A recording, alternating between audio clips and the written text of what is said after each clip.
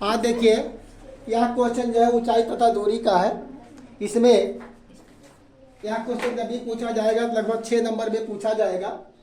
कह रहा है कि एक अधूरी मीनार के शिखर का उन्नयन कोण उसके आधार से 40 मीटर दूरी पर स्थित किसी बिंदु पर 45 अंश है। मीनार की ऊंचाई बढ़ाने पर उसी बिंदु से मीनार का उन्नयन कोण 60 अंश हो जाता है। मीनार की बढ़ी हुई ऊंचाई ज्ञात कीजिए। जिस प्रकार से एक अधूरा मंदिर वाला क्वेश्चन था जो है कि एक अधूरा मंदिर है, उसकी ऊंचाई कुछ दिया गया है, फिर अधूरे मंदिर को पूरा करने के लिए कितना ऊंचा करना पड़ेगा, उसी टाइप का ये भी क्वेश्चन है। तो आपको इसमें क्या करना है हल करने के लिए, सबसे पहले आप क्या करेंगे, एक अधूरी मीनार बना लीजिए, चाहे मीनार हो चाहे खंबा हो, सबको जो है आप इस प्रकार से बनाते आए हैं। क्या करेंगे, एक ऐसे अधूरी मीनार बना लीजिए, ऐसे ये बन गया एक अधूरी मीनार। इसको मान सकते हैं आप, क्या मानेंगे, ए और बी मान लीजिए। यहाँ पर ए मान लीजिए, यहाँ पर बी मान लीजिए। ए बी क्या हो गई, अधूरी मीनार हो गई। अब इसको कह रहा है कि यहाँ पर देखिए, एक अधूरी मीनार का उन्नयन कोण उसके आधार से 40 मीटर। अब इसका देखो, ये आपका जो है जो अधूरी मीनार है, इसका ये आप शिखर हो जाएगा, ये आपका आधार हो जाएगा। आधार से कह रहा 40 मीटर दूरी पर, आधार आपका यह है, तो यहाँ से कितने मीटर की दूरी पर, मान लीजिए यहाँ से आप 40 मीटर की दूरी पर कोई बिंदु ऐसे यहाँ से बना लेंगे। इस बिंदु से यहाँ से 40 मीटर की दूरी पर कोई बिंदु मान लीजिए, बी मान लेते हैं हम। यहाँ पर एक बिंदु क्या मान लेते हैं, 40 मीटर की दूरी पर मान लेते हैं, क्या कौन सा, पी मान लेते हैं। ये आपका 40 मीटर की दूरी पर है, 40 मीटर की दूरी पर। अब यह कह रहा है इस बिंदु पर उन्नयन कोण कितना है, 45 अंश है। तो इसको बना लीजिए ऐसे, क्या करेंगे, 45 अंश बना लिया जाए। यहाँ से कोण उन्नयन कोण इसका कितना है, 45 अंश उन्नयन कोण हो गया। ये उन्नयन कोण नीचे बनेगा, ये कितना है, 45 अंश दे दिया गया है। ठीक, इतना समझ में आया। चित्र बनाने के लिए एक अधूरी मीनार है, इसके मीनार के आधार से 40 मीटर की दूरी पर बिंदु P है, और इसका उन्नयन कोण कितना है, 45 अंश है। इसके शिखर का उन्नयन कोण कितना है, 45 अंश है। उसके बाद फिर कह रहा है मीनार की ऊंचाई बढ़ाने पर उसी बिंदु पर उन्नयन कोण 60 अंश हो जाता है। मीनार की जब ऊंचाई और बढ़ाई जाएगी तो इस बिंदु पर उसका उन्नयन कोण कितना हो जाता है, 60 अंश हो जाता है। मान लीजिए यहाँ पर जो है ऊंचाई बढ़ा दिया जाता है, यहाँ पर ऐसे ऊंचाई मान लीजिए बढ़ा दिया गया। यहाँ पर ए बी, यहाँ पर मान लीजिए सी हो गया, यहाँ पर सी हो गया, बढ़ी हुई ऊंचाई, ये बढ़ी हुई ऊंचाई है। इस पर उन्नयन कोण कितना है, 60 अंश है। तो 60 अंश बना लिया जाए इस पर उन्नयन कोण। ये उन्नयन कोण कितना हो जाएगा, 60 अंश। तो यहाँ पर 60 अंश बना लिया जाए ऐसे। या उन्नयन कोण कितना हो गया, 60 अंश उन्नयन कोण बन गया। आपको बताना क्या है, तो मीनार की बढ़ी हुई ऊंचाई याद करना है। तो मान लीजिए, माना मीनार की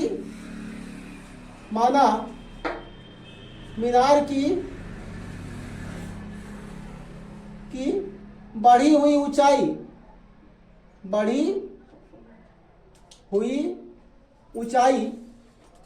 माना मीनार की बढ़ी हुई ऊंचाई क्या है, स्मॉल एच मान लीजिए। बढ़ी हुई ऊंचाई मान लीजिए क्या, स्मॉल एच है, स्मॉल एच है। और तथा ये भी बराबर एक्स मान लीजिए, तथा ये भी बराबर एक्स मीटर, ये भी बराबर एक्स मीटर मान लीजिए। अब देखिए आपके पास दो त्रिभुज हो गए। यहाँ पर आपके कितने त्रिभुज हैं, 2 त्रिभुज है। पहला त्रिभुज क्या है, ये समकोण त्रिभुज है ए बी पी, और दूसरा त्रिभुज कौन सा होगा, सी डी पी। या इधर से आप कर सकते हैं पी डी ए और पी बी सी, इधर से कर सकते हैं। क्या लिखेंगे? इसको आप क्या मानेंगे? इसको माने हैं आप स्मॉल यक्स मान लिए हैं। इतनी ऊंचाई आप क्या माने हैं? Small x. और इतनी ऊंचाई को क्या माने हैं? यक्स माने हैं। आपको बताना है मीनार की बढ़ी हुई ऊंचाई, तो क्या लिखेंगे आप? सबसे पहले यहाँ त्रिभुज, छोटा वाला त्रिभुज ले लिया जाए, तो क्या लिखेंगे? समकोण त्रिभुज कौन सा? ए बी पी में। हाँ, ए बी पी में, ए बी पी में। अब इसमें आप जानते हैं क्या होता है, देखो ये इसके लिए आपका 45 अंश है, तो 45 अंश के सामने वाली भुजा यक्स हो जाएगी और नीचे वाली क्या होगी? आधार हो जाएगी। तो लंब और आधार से क्या बनता है? टैन थीटा बनता है। अब बताइए टैन 45 अंश होगा, बराबर क्या मिलेगा? X upon 40। कितना समझ में आया? अब 45 अंश का मान कितना होता है? एक होता है, तो एक रख दिया जाए। एक बराबर क्या होगा? यक्स बटे 40। अब क्रॉस गुणा कर दिया जाए तो 40 बराबर यक्स, तो यक्स बराबर कितना हो जाएगा? यह समीकरण नंबर हो गया। कितना आसान बताइए, समझ में आया इतना? अब देखिए अब बड़ा वाला त्रिभुज ले लीजिए। पुनः क्या लिखेंगे? पुनः समकोण त्रिभुज कौन सा? CBP में। CBP में, CBP में, CBP में जब लिया जाएगा तो आपके पास क्या मिलेगा? CBP में 1060। अब देखिए इसके लिए उन्नयन कोण कितना? 60 अंश है। इसके सामने वाली भुजा लंब आपका ये BC होगी। लंब क्या होगी? BC। यहाँ से लेकर के यहाँ तक पूरा लंब हो जाएगा और नीचे वाला आधार 40 रहेगा। तो क्या लिखा जाएगा? tan 60 अंश बराबर क्या हो जाएगा? X plus x upon 40। हाँ, x plus x, x plus x upon 40। ये समझ में आया इतना? बताइए। है तो बहुत आसान ऊंचाई तथा दूर है, लेकिन आप चित्र बना ले जाएंगे तभी लगा पाएंगे। इसका मान कितना होगा? tan 60 अंश का मान √3 बराबर क्या मिलेगा? यक्स प्लस यक्स बटे क्या हो जाएगा? 40। यक्स प्लस यक्स बटे क्या हो जाएगा? 40। यहाँ से दिखाई नहीं दे रहा स्पष्ट, तो यहाँ पर थोड़ा सा हमें इसको छोटा छोटा कर देते हैं। यहाँ पर ये कितना हो जाएगा? यहाँ लिख देते हैं इधर। तो क्या हो जाएगा? tan 60 अंश का मान √3 बराबर क्या हो जाएगा? यक्स प्लस यक्स बटे क्या हो जाएगा? 40। अब इसको क्रॉस गुणा कर दिया जाए। 40 क्या करेंगे? क्रॉस गुणा करेंगे तो 40 √3 बराबर क्या मिल जाएगा? X plus x. या इसको ऐसे लिख सकते हैं यक्स प्लस, या आप ऐसे देखो यहाँ यक्स प्लस यक्स बराबर क्या हो जाएगा? 40 √3। ये बन गया समीकरण नंबर 2। आज समीकरण 1 बना चुके हैं और समीकरण नंबर 2 में आप क्या करेंगे? मान को रख दिए। क्या लिखेंगे? समीकरण 1 से यक्स का मान समीकरण 2 में। समीकरण 1 से यक्स का मान समीकरण 2 में रखने पर क्या करेंगे? रखने पर तो क्या हो जाएगा? 40 प्लस यक्स बराबर 40 √3। आपको यक्स का मान निकालना है, तो यक्स बराबर क्या हो जाएगा? 40 √3 माइनस 40। 40 √3 माइनस क्या होगा? 40। अब यहाँ से 40 दोनों में से कॉमन हो जाएगा। 40 कॉमन हो जाएगा तो क्या हो जाएगा? 40 ब्रैकेट में √3 माइनस 1। अब यहाँ से 40 ब्रैकेट में √3 मान आपको दिया गया है कि √3 मान रखिए यहाँ पर 1.732 माइनस क्या होगा? 1। जब आप घटाएंगे कितना मिलेगा? 40 गुणे 0.732 हाँ। 732 0.732। अब गुणा कर दीजिए, गुणा करेंगे तो देखो एक जीरो यहाँ पर है तो जीरो उतर जाएगा, ये जीरो यहाँ उतार लीजिए, बाकी गुणा कर दिए। 4 दूना 8, 4 तिया 4 सते 28, 28 है 29, 3 अंक के बाद दशमलव लगा दीजिए। तो आपको दशमलव के 2 स्थान तक लिखना है, तो h बराबर क्या हो जाएगा? h बराबर आपका मिल जाएगा 29.28 29.28 मीटर। यही आपका उत्तर होगा। देखिए दिखाई दे, इसको यहाँ लिख देते हैं 29.8 यहाँ स्पष्ट आ जाए। यहाँ पर देखिए, यहाँ लिखे रहे हैं। ये आपका h बराबर क्या मिल जाएगा? h बराबर 29.28 मीटर। यही क्या होगा? उत्तर होगा। यानी बढ़ी हुई ऊंचाई क्या मिल जाएगी आपकी? 29.8 मीटर आ जाएगा। हाँ देखिए अगला क्वेश्चन कह रहा है 500 मीटर की ऊंचाई पर एक नदी के ऊपर उड़ रहे एक हवाई जहाज से नदी के 2 किनारों पर स्थित सम्मुख बिंदुओं के अवनमन कोण क्रमशः 45 अंश और 30 अंश है। नदी की चौड़ाई ज्ञात कीजिए। तो आपको क्या करना है? नदी के सम्मुख का मतलब क्या हुआ है कि जैसे एक इधर रहेगा और एक इधर रहेगा, मतलब दोनों किनारों पर बिंदु रहेंगे। कोई मतलब एक ही किनारे पर नहीं, दोनों, एक इस किनारे पर बिंदु है, एक आपका इस किनारे पर बिंदु है, 2 बिंदु है। तो मान लीजिए पहले आप क्या करेंगे? एक नदी बनाएंगे। क्या करेंगे? एक ऐसे नदी बना लीजिए, ऐसे नदी हो गया। क्या करेंगे? एक नदी बना लेंगे।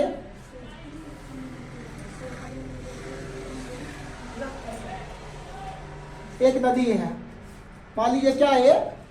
नदी है, नदी हो गया। एक नदी हो गई। नदी को आप मान सकते हैं, कोई नाम दे दीजिए। क्या? ए बी मान लीजिए। यहाँ पर ए हो गया, यहाँ पर बी हो गया। ए नदी हो गया। अब नदी के ऊपर हवाई जहाज कहाँ पर है? 500 मीटर की ऊंचाई पर। अब नदी के ऊपर यहाँ पर मान लेते हैं, यहाँ पर एक बिंदु यहाँ पर ऐसे ले लिया जाए, ऐसे। ये 500 मीटर की ऊंचाई पर 500 मीटर की ऊंचाई पर जो है हवाई जहाज उड़ रहा है। 500 मीटर यहाँ पर क्या है? हवाई जहाज है, हवाई जहाज 500 मीटर पर हवाई जहाज। देखो जैसे जैसे चित्र में कहा आता है उसी हिसाब से अगर उसी सीरीज में चलेंगे तो आपका चित्र आराम से बन जाएगा। अगर कहता बाएं चलिए तो बाएं चलो, दाएं चलना है तो दाएं चलो, ऐसे आप बना सकते हैं। देखो यहाँ पर एक नदी हो गई। ये क्या है? नदी। और ये आपका हवाई जहाज हो गया। अब कह रहा है नदी के दोनों किनारों पर, नदी का एक किनारा आपका ए है और नदी का दूसरा किनारा क्या है? बी है। और यहाँ पर हवाई जहाज है, प्रेक्षक इसी पर है। कारण अवनमन कोण अर्थात जो है ये हवाई जहाज में व्यक्ति बैठ करके देख रहा है नीचे। एक इधर देख रहा है, इधर एक बार देखता है, एक बार इधर देखता है। इधर देखता है तो अवनमन कोण कितना बनता है? 45 अंश।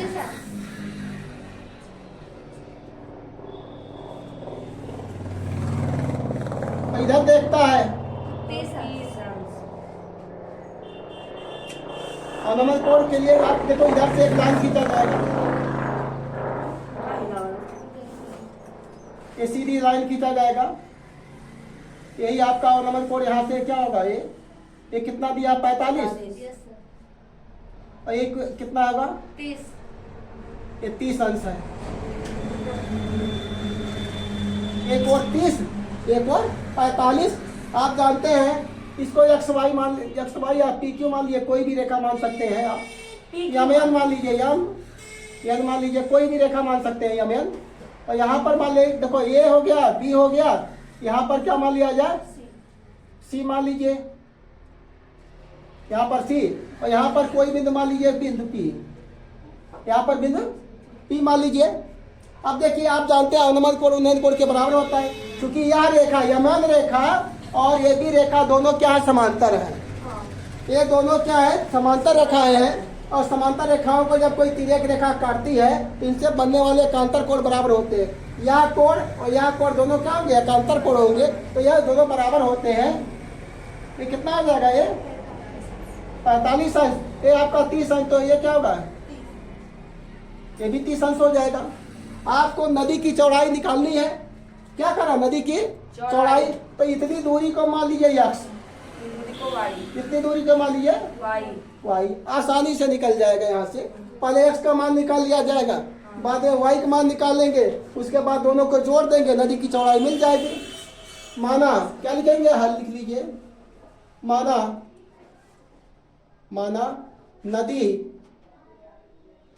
नदी की चौड़ाई ये भी बराबर है, नहीं ऐसे लिख देंगे, X plus Y, Y metre, इसको एक्स मान लिए हैं, इसको वाई माने, दोनों को जब जोड़ेंगे तो नदी की चौड़ाई मिल जाएगी, एक्स प्लस वाई। तो आप क्या लिखेंगे, पहले इस त्रिभुज को ले लीजिए, सी पी ए या ए पी सी में क्या लिखेंगे, समकोण त्रिभुज कौन सा लिया जाए, ए पी सी में, ए पी सी में ये ले लीजिए, एक त्रिभुज पहले ले, त्रिभुज ले लीजिए, तो आप इसके सामने वाली भुजा क्या होगी, लंब होगी, और नीचे वाली क्या होगी, आधार होगी। तो क्या लिखेंगे, tan 45 अंश बराबर क्या होगा, इसका मान कितना है, 500 बटे क्या हो जाएगा, यक्स, 500 बटे यक्स। और tan 45 का मान कितना होता है, 1 होता है, तो 1 लिख दीजिए। ये कितना है, 500 बटे क्या हो जाएगा, यक्स, क्रॉस गुणा कर दीजिए, तो एक्स बराबर क्या मिल जाएगा, 500 मीटर। ये समीकरण नंबर आपका फर्स्ट, समीकरण क्या हो जाएगा, फर्स्ट। अब लिखेंगे पुनः समकोण त्रिभुज कौन सा लिया जाए, पुनः समकोण त्रिभुज कौन सा, बीपीसी, हाँ बीपीसी में, बीपीसी में क्या मिल जाएगा, इसके सामने वाली भुजा लंब होगी, जो कोण लिया जाता है इसके सामने वाली भुजा लंब होगी, नीचे वाला आधार हो जाएगा, समकोण के सामने वाली भुजा कर्ण होती है। तो क्या लिया जाएगा, tan 30 अंश बराबर, tan 30 अंश बराबर क्या मिल जाएगा, इसके सामने वाली भुजा लंब 500 बटे वाई, 500 बटे वाई, वाई, 500 बटे, और इसका tan 30 अंश का मान आप जानते हैं कितना होता है, 1/√3 बराबर क्या होगा, 500 बटे में वाई। अब क्रॉस गुणा कर दीजिए, क्रॉस गुणा करेंगे तो वाई बराबर क्या मिल जाएगा, 500√3। ये समीकरण नंबर 2 हो गया। अब नदी की चौड़ाई क्या लिखेंगे, नदी की चौड़ाई, नदी की चौड़ाई बराबर क्या है, एक्स प्लस वाई, मान रख दीजिए, एक्स का मान कितना है, 500 प्लस 500√3, प्लस 500√3। अब दोनों में से कॉमन हो जाएगा, 500 दोनों में से क्या होगा, कॉमन हो जाएगा, तो 500 कॉमन ले लीजिए, 1 प्लस √3 ब्रैकेट में, 500 में से कॉमन लेंगे तो 1 प्लस √3।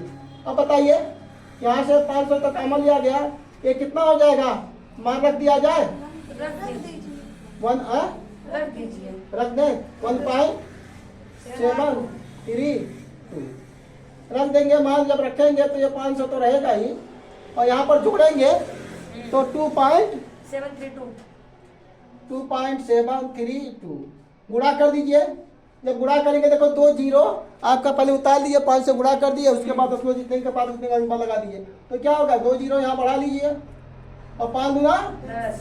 10 के सुन, हाँ 5 3 15। यहाँ 2 जीरो उतार लिया जाए, 5 दूना 10 के सुन और 5 3 15, 16 1 16, 5 7 35 35, 36 35 से 36, 35 से 36 और 5 दूना 10, 10 3 13।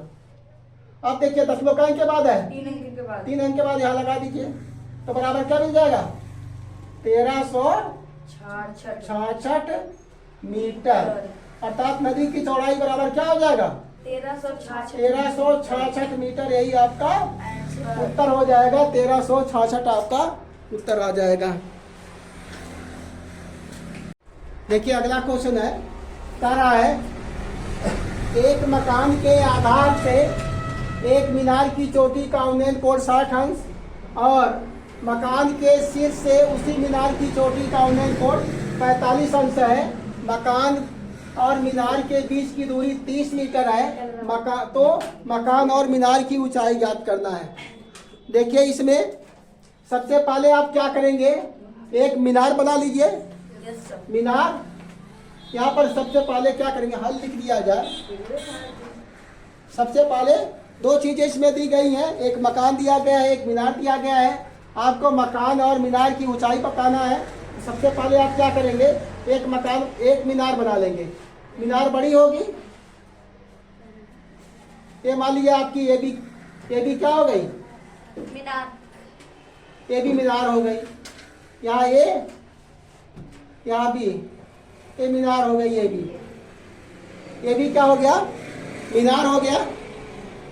अब एक मकान बना लीजिए, मीनार से छोटा मकान होगा, तो यहाँ पर आप क्या करेंगे, एक मकान बना लिया जाए। इतने दूरी पर, कितनी दूरी पर कहा है, मीनार ऊंचाई यहाँ पर दिया गया, मकान की दूरी दिया गया है। क्या दिया है कि मकान मीनार, देखो यहाँ पर दिया गया है, यदि मकान और मीनार के बीच की दूरी 30 मीटर है, यहाँ 30 मीटर बना लिया जाए। 30 मीटर यहाँ से दिया गया है, 30 मीटर हो गया। यहाँ 30 मीटर लिख देंगे, 30 मीटर दिया गया है। यहाँ पर एक मकान है, ये हो गया मकान आपका। मकान मान लिया क्या है, सी और डी। मकान CD हो गया।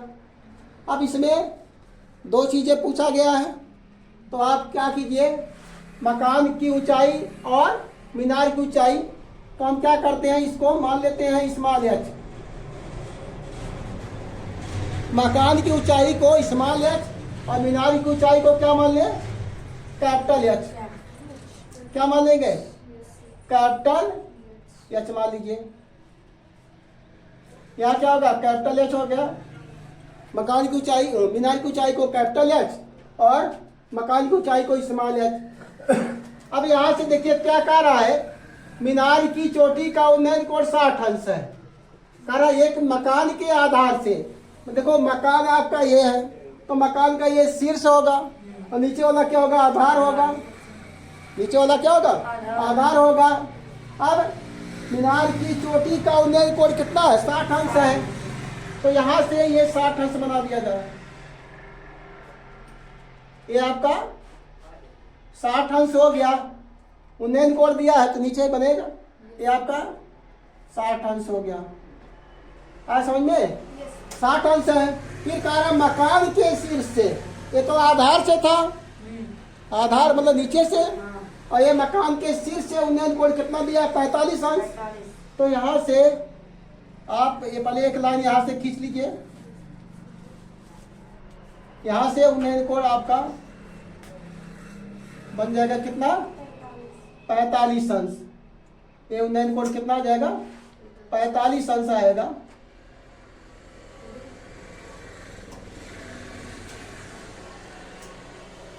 पैंतालीस अंश होगा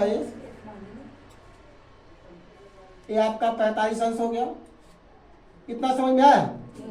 अब देखिए यहाँ इतनी दूरी h है, तो ये भी दूरी क्या हो जाएगी, इतनी दूरी आपकी क्या हो जाएगी, h हो जाएगी। और इतनी दूरी क्या मिल जाएगी?